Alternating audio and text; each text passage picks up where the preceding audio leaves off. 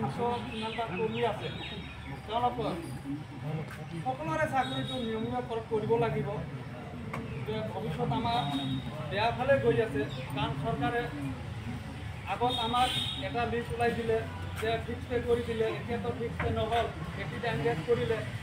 আৰু ভৱিষ্যত যে কি হ'ব আৰু কিছুমানৰ নামে নাহিলে তেওঁলোকে আজি বহুত কষ্ট কৰি বহুত প্ৰগ্ৰামত উপস্থিত হয় কিন্তু দুখৰ বিষয় যে তেওঁলোকৰ লিষ্টত নামেই নাহিলে আমাৰ এইটো এটা মানে থাকিব লাগে যে যাতে এই যিবিলাক বাকী আছে তেওঁলোকৰ নামটোও যাতে অতি সোনকালে আহিব লাগে আৰু আমাৰ যিবিলাক বাকী 89 কৰিছে সেইবিলাকো যাতে এটা পৰ্যায়ত আনি দিব লাগে কাৰণ যি হাৰত আমাৰ স্মাৰ্ট মিটাৰ লাগি আছে দুদিন পাছত আমাকতো আৰু এই কামত নাৰাখে আমি আগত আছিলোঁ মিটাৰ ৰিডাৰ এতিয়া হৈ গ'ল সহায়ক এতিয়া সহায়কৰ পৰা বা কি কৰে ৰাখে না নাই তো আমাৰ জানে আমাৰ মাটি ভৰিৰ তলৰ পৰা মাটি নোহোৱা হৈ আছে আজি যেনেকুৱাকৈ আহিছে মই ভালে পাইছোঁ অলপ কম হৈছে যিমানখিনি আহিব লাগিছিল আমাৰ ডিউটি ছাবডিভিজনৰ পৰা কিছুমান অহা নাই তেওঁলোকে ডিউটিতে মগ্ন হৈ আছে কিন্তু এইটো গুৰুত্ব নিদিলে তো যি হওক